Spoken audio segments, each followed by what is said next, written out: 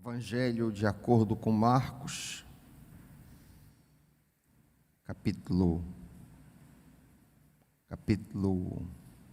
5, vamos iniciar o capítulo 5, e eu queria te convidar a abrir este texto, uma narrativa muito conhecida, tanto célebre, Marcos 5, a partir do primeiro versículo. Entre mentes chegaram à outra margem do mar, a terra dos Gerazenos. Ao desembarcar, logo veio dos sepulcros ao seu encontro de Jesus, um homem possesso de espírito imundo, o qual vivia nos sepulcros, e nem mesmo com cadeias alguém podia prendê-lo. Por quê?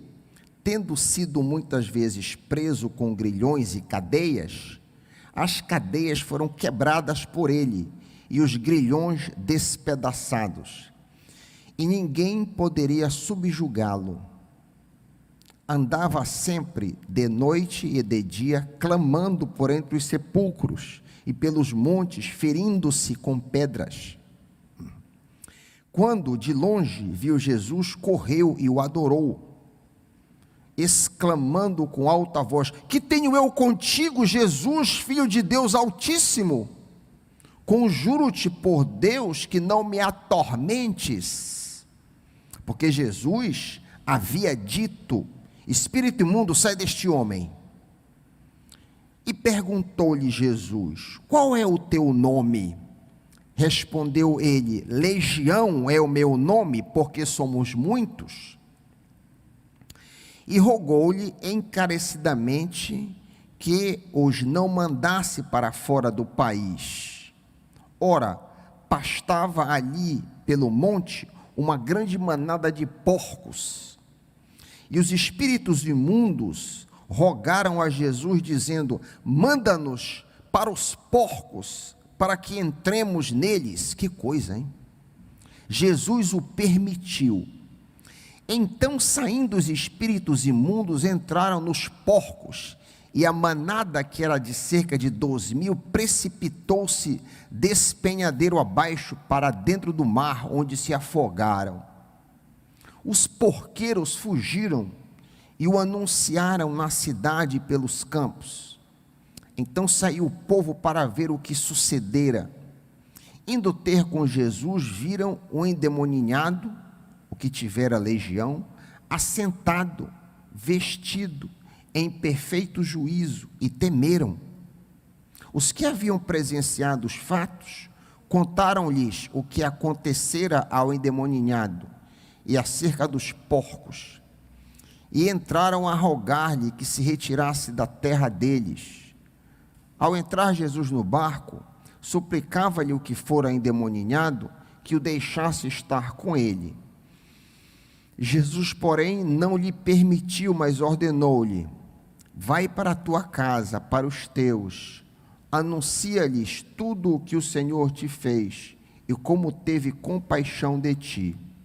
Então ele foi e começou a proclamar em Decápolis tudo o que Jesus lhe fizera, e todos se admiravam.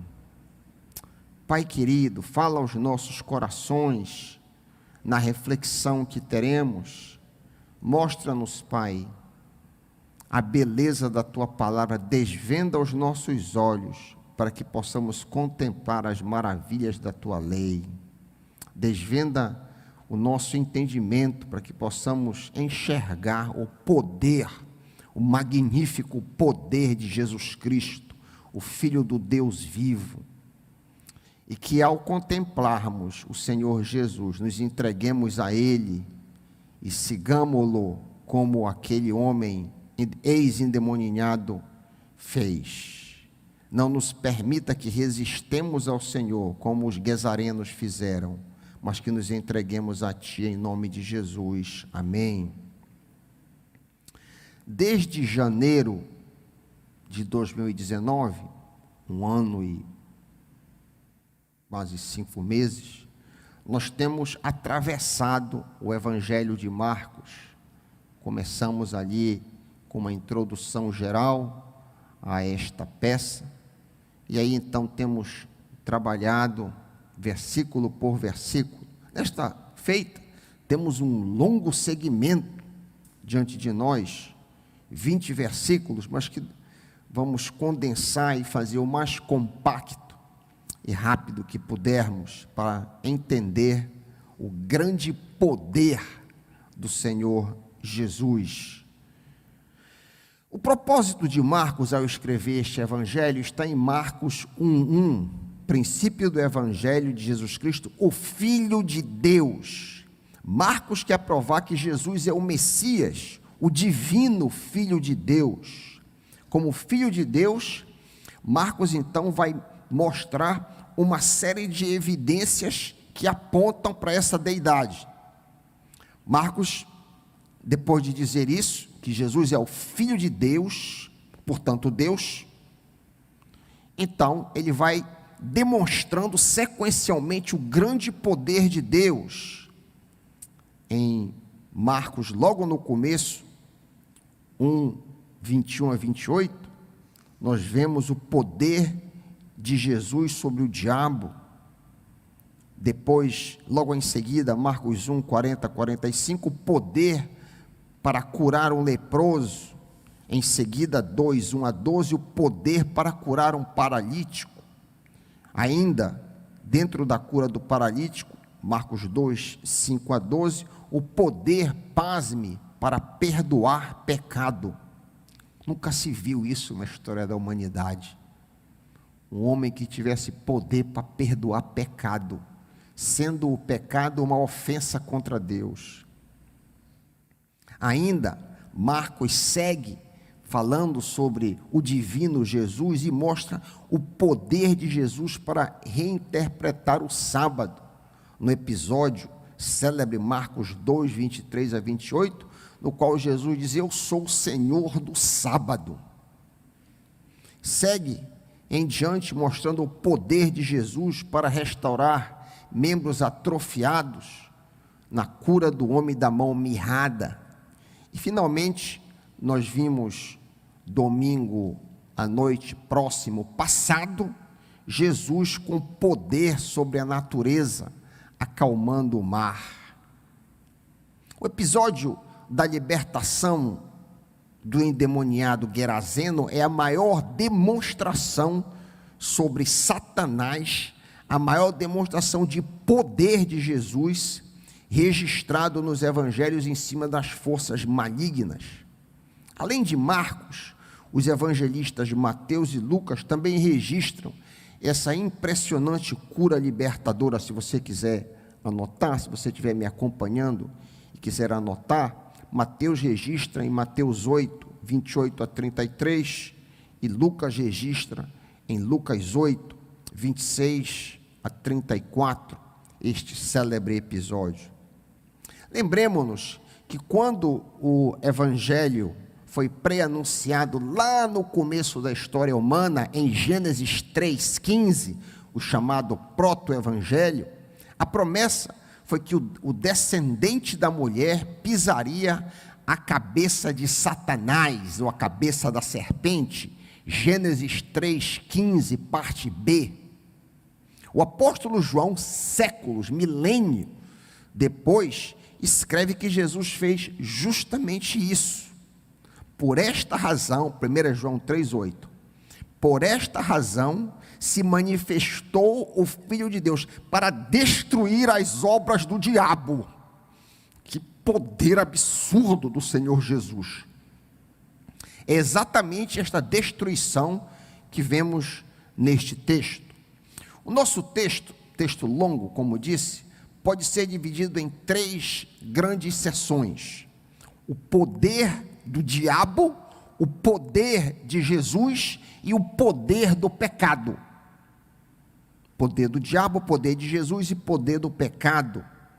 O poder do diabo está nos versos de 1 a 5, o poder de Jesus nos versos de 6 a 13, e o poder do pecado nos versos 15 a 20.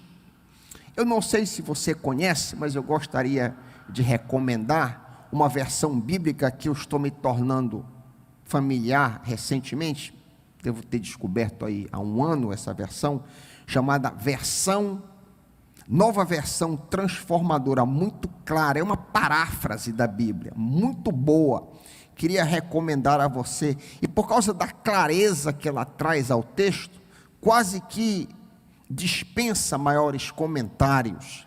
Eu queria ler o poder de Satanás nessa versão transformadora, que diz: quando Jesus desembarcou, imediatamente um homem possuído por espírito impuro saiu do cemitério e veio ao seu encontro. Este homem morava entre as cavernas, usadas como túmulos, e ninguém conseguia detê-lo, verso 3, nem mesmo com correntes. 4, sempre que era acorrentado e algemado, como é contemporânea a linguagem, quebrava as algemas dos pulsos e despedaçava as correntes dos pés. Ninguém era forte o suficiente para dominá-lo. Dia e noite vagava entre os túmulos e pelos montes, gritando e cortando-se com pedras. Após Jesus acalmar a tempestade, que é o texto que precede, imediatamente precede esse aí, Jesus, seus discípulos e os outros barcos que estavam com eles, viajaram o resto da noite e provavelmente chegaram do outro lado do mar da Galileia, no raiar do dia. O plano inicial de Jesus era descansar um pouco com seus discípulos, e a região onde eles chegaram era bem propícia, por ser uma região campestre, uma região pastoril, uma região rural. Podemos ver o poder do diabo na vida deste homem, cuja descrição acabamos de ler é assustadora. 3 elementos se destacam no trabalho de Satanás na vida desse homem. Ou seja, o poder do diabo pode ser visto de 3 formas. Primeiro, a moradia deste homem. Segundo, sua força. E terceiro, seu desespero. A moradia do homem era entre as sepulturas. Naquela região, as sepulturas eram cavadas nas encostas das montanhas. Cavava-se grutas para se depositar os corpos dos mortos. É difícil imaginar algo mais horripilante, nojento e sombrio do que alguém morar numa sepultura. Satanás havia destruído todo o senso de pureza e nobreza deste homem. Destaca-se também a selvageria da sua força. Nenhum tipo de corrente de ferro podia detê-lo. Note-se que ele era uma ameaça a qualquer pessoa que se aproximasse dele. O texto paralelo de Mateus 8, 28 nos destaca isso aí. Texto paralelo, Mateus 8, 28, que narra exatamente o mesmo episódio. Lá Mateus diz: ninguém podia passar pelo caminho onde ele estivesse. Ele era uma ameaça. Imagino que as pessoas ficavam aterrorizadas. A força dos demônios no interior de seu corpo era tão descomunal, ao ponto de não haver ninguém que o pudesse dominar. Que estado lastimável para um ser humano.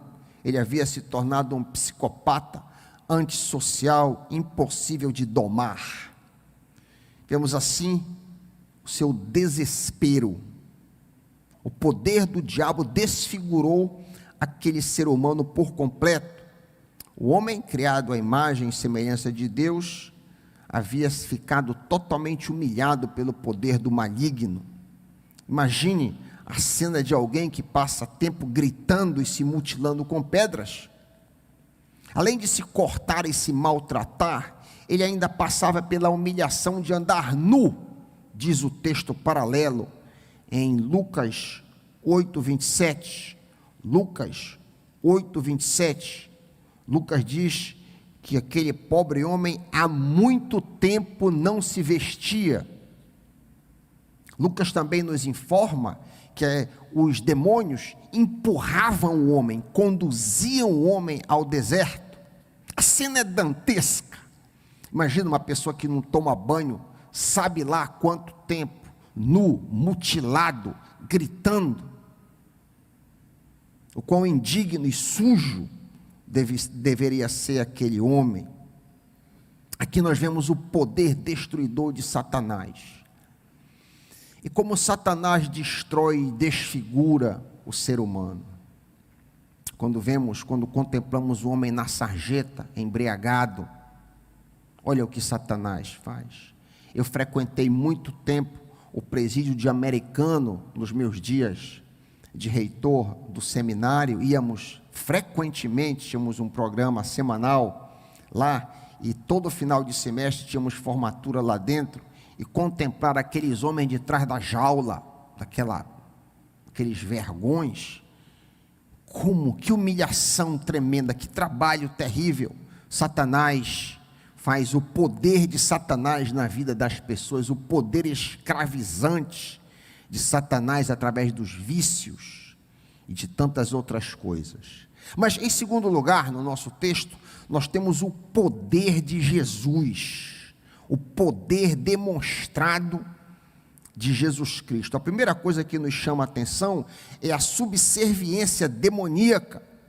Aquele homem se aproxima de Jesus e se rende aos pés do Senhor. Quando viu a distância, correu ao seu encontro e curvou-se diante dele. Oh, queridos, estamos diante do Rei dos Reis, do Senhor dos Senhores, do Alfa e do Ômega, o maravilhoso conselheiro, Deus forte, Pai da eternidade, Príncipe da paz, o Senhor Jesus Cristo, Filho de Deus. O verso 6 diz que o homem impulsionado pelos demônios corre e prosecunecem, adora-o, a palavra. Algumas versões diz se verga, mas literalmente o adorou. Que contraste entre a postura hostil que metia medo em todo mundo, a postura hostil que aquele homem tinha, postura essa que não permitia que ninguém se aproximasse dele, agora ele curvado, dobrado aos pés do mestre. Observa que Jesus deseja demonstrar sua autoridade a fim de ensinar aos seus discípulos sobre seu grande poder. Ao perguntar o nome do endemoniado, um porta-voz dos espíritos malignos responde: Legião. Lemos no verso 9b: meu nome é Legião, porque há muitos de nós dentro deste homem. Uma legião romana era constituída por até 6.000 soldados. Em outras palavras, havia milhares de demônios no interior do corpo daquele pobre coitado. Aprendemos aqui que nem o inferno inteiro é páreo para Jesus.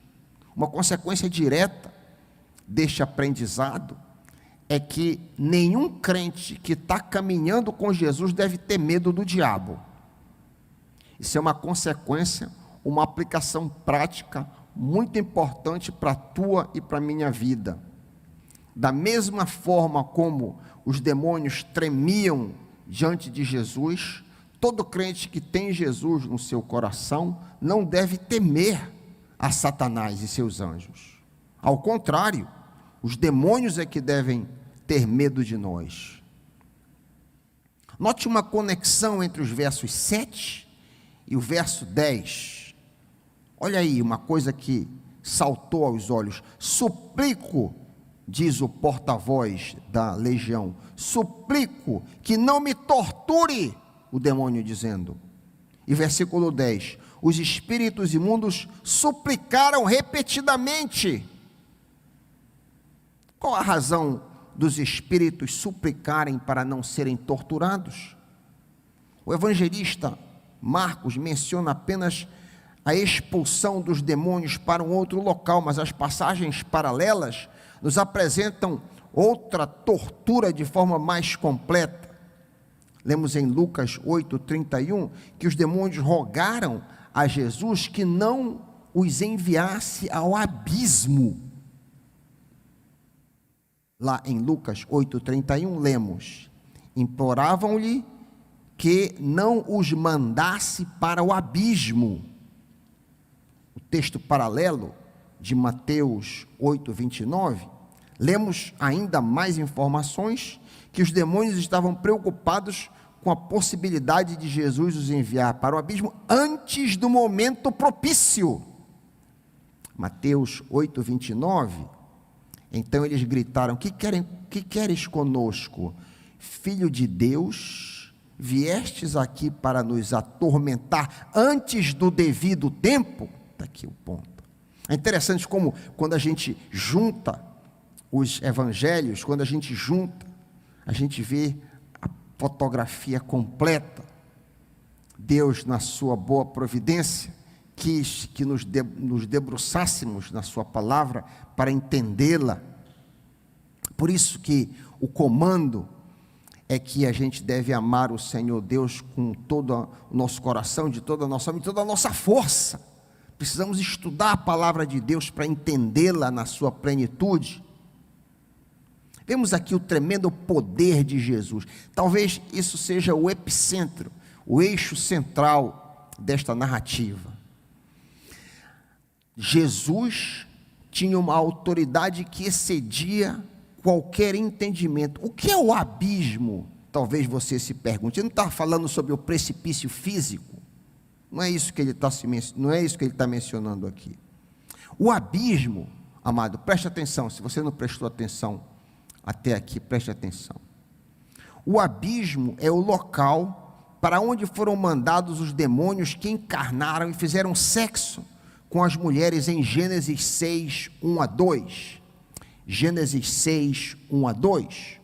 O grupo de anjos que fez isso, que encarnou os chamados filhos de Deus, os anjos que encarnaram nos homens e se relacionaram com as mulheres, as filhas dos homens, este grupo foi aprisionado no abismo.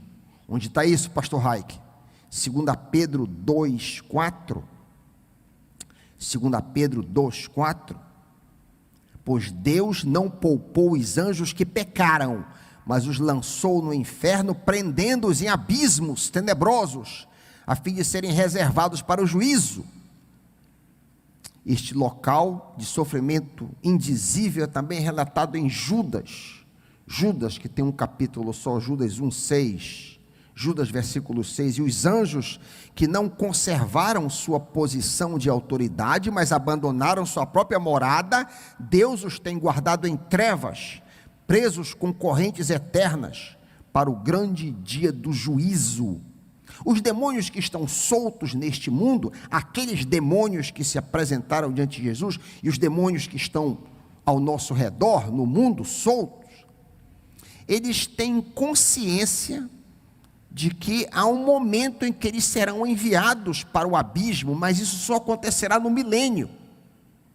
Conforme lemos em Apocalipse 20, 1-3, Apocalipse 20, 1-3, e vi descer do céu um anjo que tinha a chave do abismo e uma grande corrente na sua mão. Ele prendeu o dragão, a antiga serpente, que é o diabo e Satanás, e amarrou-o por 1000 anos, e lançou no abismo, e ali o trancou, e pôs selo sobre ele, para que não mais enganasse as nações, até que os 1000 anos se acabassem. Repetindo então, quando os milhares de demônios viram a Jesus, dentro daquele homem, eles ficaram apavorados, com medo de serem presos antes do tempo. Tal prisão seria uma tortura horrenda para eles, até onde se pode entender desse mistério. Em meio a tudo isso, e o mais importante, considera o poder de Jesus. Jesus tinha poder, inclusive para mandá-los antes do tempo, para este local de sofrimento. Devido ao fato de Jesus já ter dado ordem à legião que saísse do homem, eles então pedem permissão para entrar na manada de porcos que se encontra nas proximidades. Jesus autoriza que os demônios façam isso. Outra vez, nós vemos aqui a autoridade de Jesus posta em relevo, posta em destaque, posta em evidência. Os demônios só podiam fazer aquilo, entrar nos porcos, se Jesus autorizasse. Que autoridade espetacular de Jesus! Que autoridade tremenda que Jesus tem! Eu estava lendo um comentário muito interessante em cima disso aqui. Aí o comentarista disse: por que Jesus não os mandou logo para o abismo? Afinal de contas, 6.000 demônios a menos aqui faria desse mundo um pouquinho menos ruim, porque Deus tem os seus propósitos e usa até mesmo Satanás. Então, dentro da soberania dos mistérios de Deus, Jesus achou que podia autorizar que os demônios entrassem nos porcos. E ao adentrar os cerca de 2.000 porcos, eles se precipitaram mar adentro, morrendo afogados. Que espetáculo dantesco! Imagina contemplar aquela cena de poder. É uma manifestação de poder assim inenarrável. Mas tristemente, o terceiro ponto que nós vemos é o poder do pecado. O poder do pecado. Perguntas. Você e eu nos perguntamos: após tamanha manifestação de poder, teriam os pagãos gerazenos se convertido a Cristo, aceitado a mensagem? É isso que eles fizeram? Eles, ao contemplarem aquele episódio tremendo, se converteram? Se renderam a Jesus? Olha o que diz os versículos 14 em diante. Os que cuidavam dos porcos fugiram para uma cidade próxima, espalharam a notícia. O povo correu e veio ver o que havia ocorrido. Chegaram até onde Jesus estava e viram o homem que tinha sido possuído pela legião de demônios. Ele estava ali sentado, vestido em perfeito juízo, e todos ficaram com medo. Então os que presenciaram os acontecimentos contaram aos outros o que havia ocorrido com o homem possuído por demônios e o que havia ocorrido com os porcos. A multidão começou a suplicar que Jesus fosse embora da região. Pasme. Quando Jesus entrava no barco, o homem que tinha sido possuído por demônios implorou para ir com ele. Jesus, porém, não permitiu e disse: volta para a tua casa, para a tua família, e conta-lhes tudo que o Senhor fez por você e como foi misericordioso contigo. Então o homem partiu e começou a anunciar pela região das 10 cidades quanto Jesus havia feito por ele. Enquanto que o endemoniado se torna um missionário de Cristo, a população gerazena rejeita a Jesus. Isso mesmo, o povo rejeita Jesus. Poder do pecado aí. O povo incrédulo, dominado pelos seus ídolos locais, rejeitam ao Senhor Jesus. A passagem paralela de Lucas 8,36 deixa claríssimo a boa ação de Jesus. Lemos em Lucas 8,36: os que presenciaram os acontecimentos contaram aos demais como o homem possuído por demônios havia sido curado. Nem mesmo as testemunhas oculares, todavia, aceitaram a Cristo, se converteram a Ele. A perda econômica dos porcos e a manutenção das mesmas práticas pagãs que eles faziam falaram mais alto. Vemos aqui o poder do pecado. Você que me ouve nesta noite, você amigo, você crente desviado, como tem sido a sua vida? Diante de um relato desse tão espantoso e tão poderoso, você está seguindo ao Senhor Jesus? Você é um adorador de Jesus, como aquele ex-endemoniado se tornou? Ou você reage como os gerazenos que resistiram a Jesus e o expulsaram do seu meio? Como tem sido a sua reação ao Senhor Jesus? Cristo te ama e quer te libertar. Cristo quer transformar a tua vida. Cristo me amou e me livrou. Seu imenso amor me transformou. Foi seu poder, foi seu grande poder e seu querer. Sim, Cristo Salvador me transformou. Ele já te transformou, querido? Se você que me ouve hoje à noite ainda não aceitou a Cristo como seu Senhor e Salvador, eu te convido a fazê-lo agora mesmo, em nome de Jesus. Amém.